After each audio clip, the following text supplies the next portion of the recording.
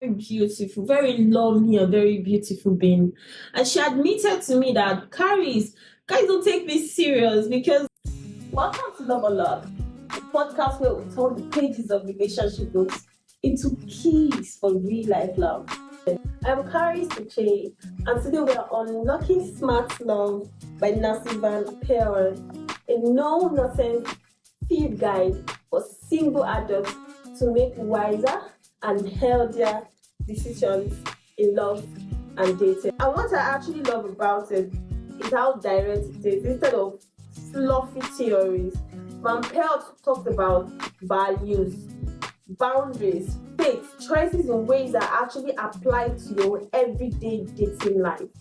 Nancy Van Pelt wrote Smart Love as a field guide for single adults, whether you're dating or considering marriage or just figuring yourself out. This book gives clear, practical advice. Let's dive into 3 key lessons that stood out for me and how you can apply them this week.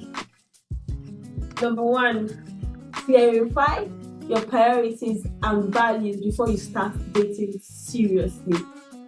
For real. Health says too many singles drift into relationship based on attraction alone without asking if deeper values align. And when values clash, trust me, headache usually follows. Simple example, maybe you attract someone's sense of humor or their style, but if honesty and faithfulness are your top priorities and they don't value those things the same way, my dear, you're on the long thing. That relationship is already headed to a crash. It's already on a shaky ground. There'll be frustration because two cannot align, two cannot move on if there's no an alignment of value. Here's my action step for you in that regard. Write down top 3 relationship values, not just what you want, but what you cannot and will not compromise on. Keep that list handy. It is your personal compass. Number 2 lesson for me is boundaries protect love. They don't block it. Boundaries don't block love at all. It eliminates the wrong people and then bring in the right people. People who don't respect boundaries. People who don't know that it's even good for your relationship to have boundaries. It will eliminate the set of people and then bring in people who respect boundaries, who know that boundaries are very, very necessary in a relationship, and that is even respect for their relationship with you. It opens the door for the right people to come in. And Van Pelt actually make it clear. Smart Love sets clear limits around communication, physical intimacy, and emotional energy. That's how you respect yourself and the person you are with. Maybe late night texting makes you feel drained, or rushing physical intimacy makes you uneasy.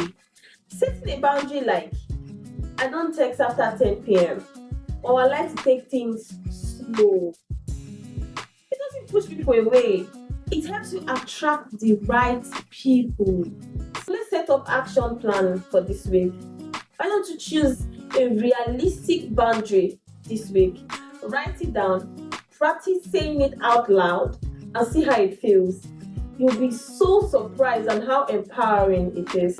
Van Pelt emphasizes intentional dating. Every stage should have a purpose, whether it is exploring compatibility, evaluating values, or deciding about commitment. Commitment doesn't just start from the beginning of a relationship. It doesn't start from the first text. It doesn't start from the first call. It starts from one date to another date, from one communication to another communication, and then expanding on your values, and then seeing if your values align. That's when you decide if you're committing or not. Instead of dating endlessly without direction, set a small goal for yourself.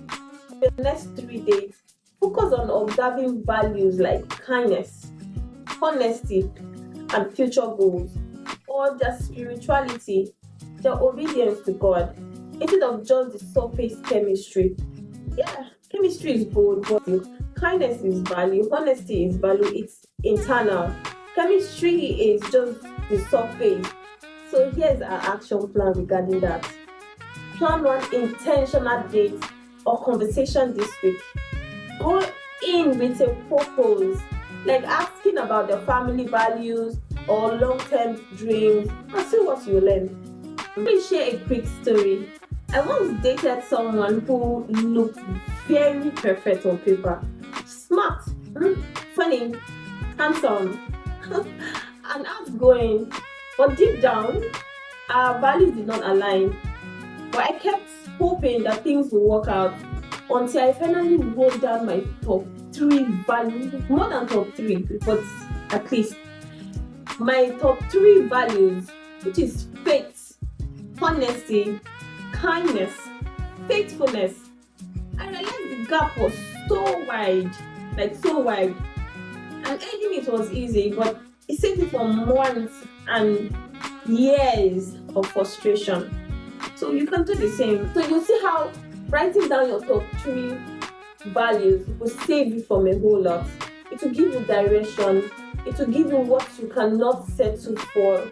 It will give you what you cannot compromise at all. And it will give you peace and alignment. And it will make you know what you're really up for, what you really want in a relationship. Four, which is very important, is very paramount.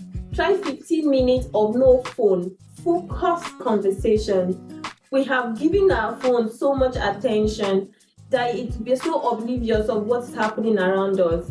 Like, we have given our phone so much attention that the people around us, like our dates, even down to our dates, they don't feel valued. They don't feel recognized even when we're on dates, because our attention is so focused, we're so engrossed in our phones, and the phone is just taking all of your attention. I've had a friend, a lady actually, who oh, very beautiful, very lovely and very beautiful being.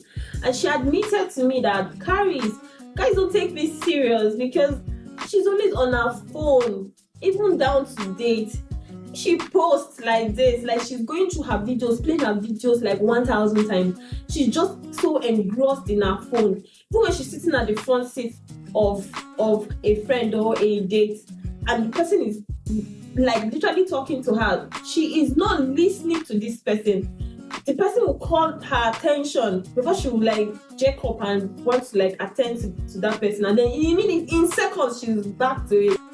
And she's so beautiful, people can't help but just want to be around her.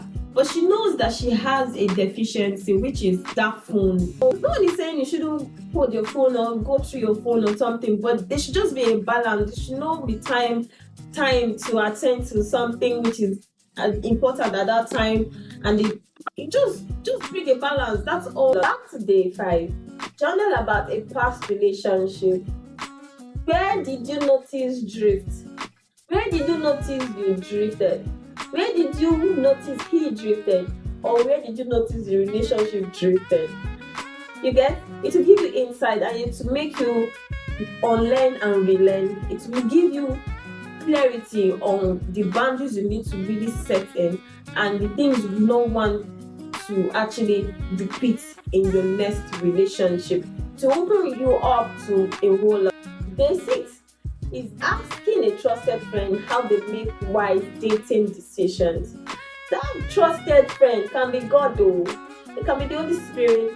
It can be a fatherly figure. It can be a mentor figure. It can be someone who you look up to, who has actually gone through that phase and is successful in that aspect. Just walk up to the person and ask a question. And I'll direct you back to God. God is the one who actually put this desire in us to want to have a spouse, who wants to put the desire of wanting to be loved and wanting to give love back. So I think he's the right person that you can actually rely on. He's that trusted friend that I rely on, by the way. And he has been the one who has guided me in all my steps. Even in my mistakes, he's there guiding me. He's using the mistakes that I even made to work out his purpose. He will use your mistakes to work out your purpose. So standing on your ground like right now, making the decision that you want to do this the right way, I will 100% recommend God to you. Day 7. Review your week and decide one clear next step for your love life. Our love life is a very important part of us. It's paramount. You cannot ignore it for life. It's something that you will eventually venture into. So we can't just afford to live our love life anyhow, because it's going to set you on a course like saying to hell and back with just one little mistake. So I will urge you to go into dating with a clear-cut direction, with clear insight and clear values. Setting boundaries will give you this, it will open you up to a whole lot. And getting to even know yourself, setting that boundaries will make you realize who you really are, what you can take, what you cannot take, what you can live with, what you cannot live with, what is your purpose, and how you are going to work it out with the right people. Because allowing the wrong people into your life out of ignorance will cost you a whole lot.